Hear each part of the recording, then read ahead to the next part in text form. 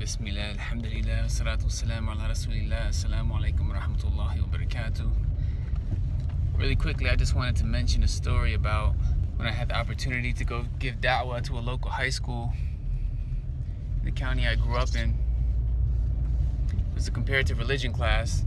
The teacher would have guest speakers come in, I guess, from different religions. So I came in and I spoke on behalf of Islam just to teach the students. And there was one thing that really stood out to me.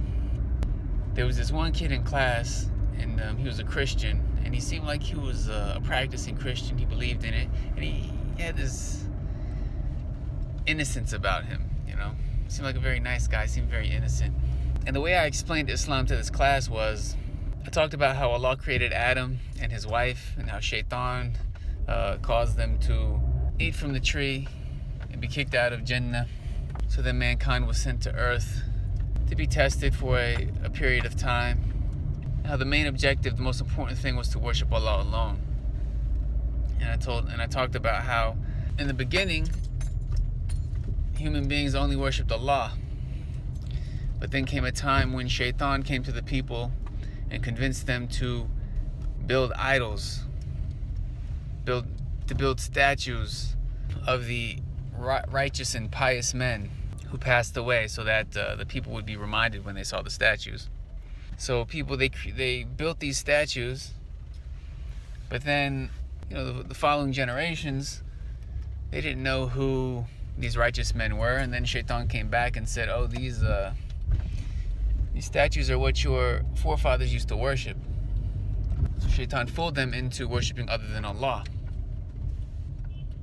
And I talked about how Isa alayhi salam, Jesus, how Allah tells us in the Quran that he was a slave of Allah, and he called the people to worship Allah alone, just like all the prophets did.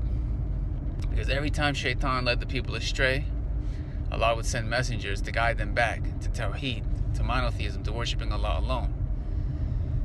And Jesus alayhi salam, he was no exception.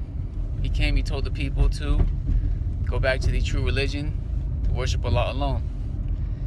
Yet, time passed, and just like Shaitan tricked people to worship those statues, Shaitan has tricked people to worship Jesus, Isa alayhi salam.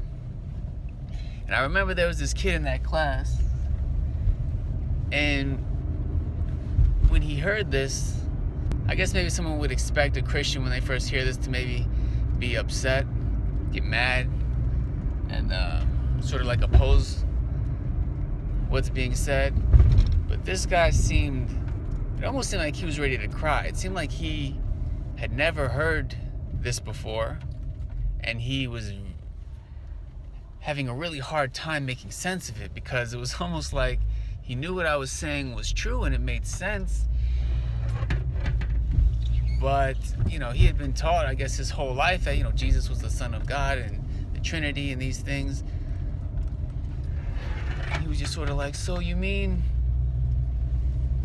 that, you know, Jesus called to worship God, and people, you know, later on people changed what he said, and, you know, like he seemed like, you know, it was that sort of vibe I was getting from him. And even after class, the teacher came up to me and said, oh, you see, like some students, they've never been exposed to this kind of information before.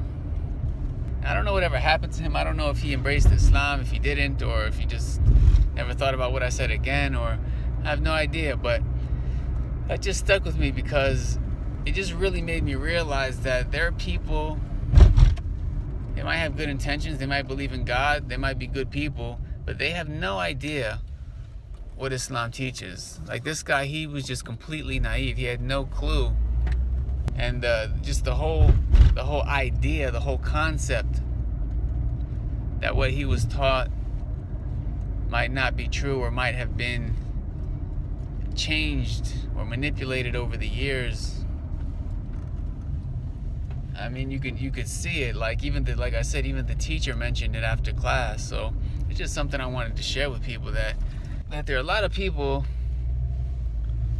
out here in this world, out here in the U.S. and the West, and they really have no idea what Islam really teaches, what it really is.